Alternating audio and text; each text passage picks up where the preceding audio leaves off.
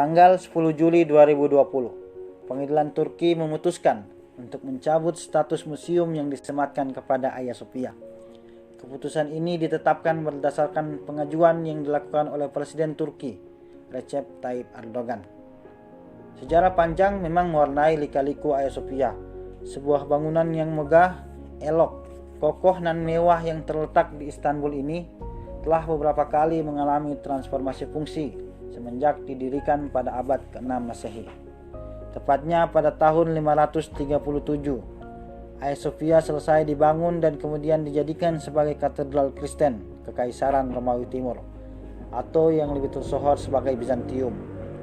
Selanjutnya pada tahun 1204, oleh tentara salib keempat, Hagia Sophia dikonversi menjadi katedral Katolik Roma di bawah kekuasaan Kekaisaran Latin Konstantinopel, sebelum dikembalikan lagi menjadi katedral ortodoks setelah pembangunan kembali Kekaisaran Bizantium pada tahun 1261. Pada tahun 1453, Konstantinopel yang menjadi ibu kota Kekaisaran Bizantium ditaklukkan oleh Kekaisaran Ottoman Turki Utsmani di bawah pimpinan Sultan Mehmed II atau dikenal dengan Muhammad Al-Fatih. Tentu teman-teman mengetahui betapa spektakuler perjuangan Al-Fatih dan kawan-kawannya dalam melakukan Konstantinopel, momen yang terlalu romantis untuk dinostalgia. Semenjak jatuh di bawah kekuasaan Islam itu, Hagia Sophia dijadikan sebagai masjid dan aktif sampai tahun 1931. Setelah kurang lebih 478 tahun menjadi masjid, Hagia Sophia ditutup untuk umum. Baru pada tahun 1935 dibuka kembali dengan statusnya sebagai museum oleh Republik Turki yang dipimpin Mustafa Kemal Atatürk. Konversi masjid sebagai museum itu merupakan bagian dari reformasi sekuler Atatürk. Pengembalian Hagia Sophia menjadi masjid tentu menjadi daya tarik untuk dibicarakan. Media massa beramai-ramai membuat berita, ratusan ribu orang di Twitter secara kolosal meretweet kabar tersebut, mengucapkan hamdalah, pujian, dan berbagai senandung doa dan harapan akan kebangkitan umat Islam untuk kembali kepada kejayaannya. Pertanyaannya, apakah kembalinya Hagia Sophia menjadi masjid merupakan bangkitnya peradaban Islam? Sebelum menjawab pertanyaan tersebut, mari sejenak kita melihat kondisi umat Islam di zaman ini. Ketika Barat sudah move on dari keterpurukan yang mereka alami kala Kopernikus dan Galileo menemukan hukum bahwa bumi bukanlah pusat alam semesta, umat Islam khususnya di Indonesia masih banyak berdebat masalah-masalah receh, lalu bersikap responsif dan reaktif, sehingga kadang hanyut ke dalam bahasa-bahasa peperangan psikis yang tidak produktif untuk kemajuan peradaban. Nampaknya saat ini umat Islam melupakan fakta bahwa Islam telah terbukti mampu menjadi obor peradaban yang bermartabat, yang kaya dengan konsep dan sistem kehidupan yang teratur selama berabad-abad lamanya. Bahkan bisa dikatakan, sekarang kita masih mengekor dengan peradaban Barat. Dalam bidang kemajuan intelektual, kita masih tertinggal jauh.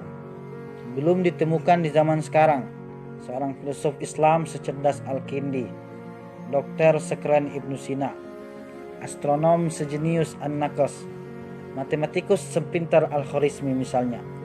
Dalam bidang politik, Timur Tengah masih mencekam. Terjadi baku hantam, percekcokan yang tidak berkesudahan.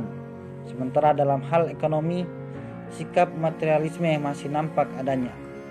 Maka sesungguhnya kembalinya Hagia Sophia menjadi masjid masih sangat jauh untuk dapat memaksa kita mengatakan bahwa itu sebagai pertanda dari kebangkitan peradaban Islam, hingga melupakan kondisi umat Islam yang masih amburadul sampai saat ini. Namun, tidak dapat dipungkiri, Hagia Sophia merupakan salah satu bangunan yang menyimpan ruh kebangkitan umat Islam, yang bisa menjadi pemantik untuk bangkitnya Islam itu sendiri. Sebuah pemantik yang akan mengobarkan semangat kembalinya peradaban. Kenangan historis Hagia Sophia setelah ini akan masuk ke dalam relung setiap muslim, yang semoga saja akan mendorong kita untuk bergerak naik menembus semesta. Sudah banyak proyek-proyek membangun kembali peradaban, seperti yang ditawarkan oleh para reformis semacam Al-Atos dan Al-Faruqi, dalam hal islamisasi ilmu pengetahuan, termasuk Said Hussein dalam memandang relasi sains dan agama. Di Indonesia ada Harun Nasution dengan Islam nasionalnya, Nur Khalis Majid dengan gagasan sekularisasinya. Tugas kita saat ini, mari ikut melanjutkan proyek tersebut menjadi penyambung estafet kemajuan peradaban Islam. Trilogi Ilmul Ulama, Amwalul Agniya, Siasatul Muluk wal Mala dari Dr. Muhammad Nasi dapat menjadi penutup dalam podcast ini. Dalam bahasa yang lebih sederhana disebutkan dengan istilah berilmu, berharta, dan berkuasa. Kita harus memiliki 3 kemampuan itu untuk mengembalikan kejayaan peradaban Islam. Ilmu dibutuhkan untuk membedakan yang benar dan yang batil. Harta dibutuhkan sebagai alat bantu untuk berjuang, untuk tetap memperkokoh idealitas kita dalam perjuangan. Sementara kekuasaan dapat memperluas lapangan perjuangan dan mempercepat dalam mengembalikan kejayaan peradaban Islam.